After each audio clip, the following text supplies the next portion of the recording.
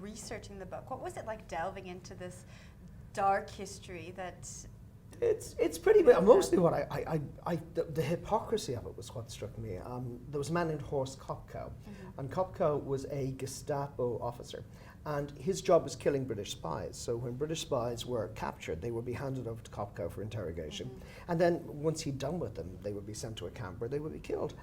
And after the Second World War, he killed 300 British spies, including a very famous one called Violet Chavo, who was one of the most famous female spies in the Second World War. After the Second World War, quite naturally, a branch of British intelligence really wanted to get their hands on Horst Kopkow, and he was probably going to have a very short life after that. But another branch thought he knew so much about communism, he knew so much about espionage, that they faked his death. And they gave him a false name, and he was able to go home and visit his family once a month. So while one branch of British intelligence was looking for him, another branch was sheltering him for many, many years. And I found these constant little stories of massive kind of moral ambiguity and massive hypocrisy. I was fascinated by it. And tell me about the headspace and the mindset you need to get in to write one of these books, because they do go to some pretty dark places, but there is comic relief, you know. There is. Well, you couldn't. They would be awful to write if they were completely dark, let alone to read. So you do have to find a kind of balance, and you do have to humor and lightness, and there's always hope in mystery fiction. I mean, you know, in the newspapers we pick up every day, people get away with terrible things, and there isn't justice done. And you find that no matter how dark a piece of crime fiction is, at the end of it there is hope. At the end of it, what it says is that if somebody stands up for right, if someone refuses to be complicit, a measure of justice can be achieved. So they're always hopeful. Even the darkest of them always bring with them a sense of hope. Now this is the 13th or 14th, depending on who you are. On how superstitious you are. Installment. For Charlie Parker, how long does it take you to write? They're on about a 2-year cycle, because you can be writing one and kind of researching another, thinking about it.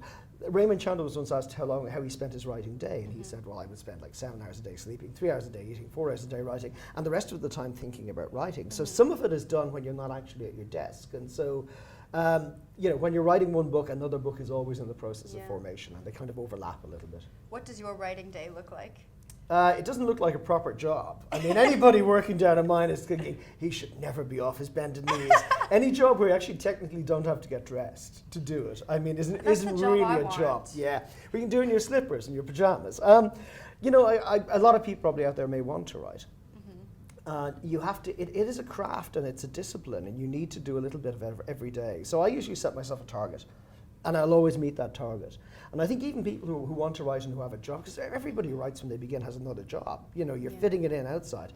You kind of need to say to yourself, well, every day I'm going to get 100 words done, which isn't an awful lot. No. You can do that 15 minutes before the kids get up in the morning, or when you come home from work and you have a glass of wine. You can do this, but you need to do it kind of 5 days a week. There's no point in saying I'm going to take 2 months off in the summer and write my great Russian novel. That's not going to happen. That's not going to work. It needs to be part of your daily routine. So you start treating it like a job. You get up in the morning, you go to your desk, and even if you don't feel like writing, you sit down and write. Wow. Now, I know you've been asked this before, but I want to hear it from the horse's mouth. Why set this... That's a bit cruel. I have a long face, admittedly. The horse is a bit harsh, okay, you know. Okay, what can I say? What's a cute... The panda bear's mouth? That makes me sound like kind of fat and slightly slugful. Okay, but so nevertheless, okay. You're not really well, but I'll let you away. Go on. I'll let you away. Why set the stories in Maine if you are Irish? Kind of complicated reasons, I think. One was that Irish writers were expected to write about Ireland, and I grew up in Ireland, and the last thing I wanted to write about was this kind of very repressive, depressed society. And also we didn't really do crime fiction. And I kind of wanted to bring a European sensibility to that American crime fiction that I loved. But you know, there are people who grew up in a small town. And some people who grew up in a small town will want to marry someone from the small town, get a job in the small town, and get buried in the small town.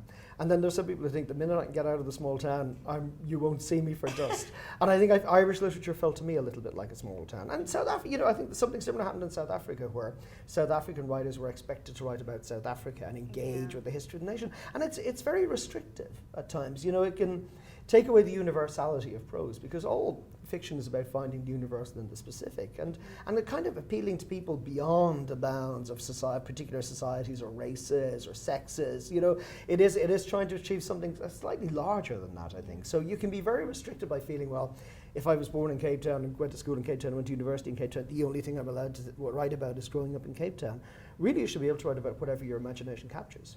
Now, speaking of crime thrillers, I know a lot of authors don't like to read books in the same genre because they think it almost taints their ideas. Do you feel that way? No, I don't read bad fiction. I don't think there's any percentage in reading writers who aren't very good.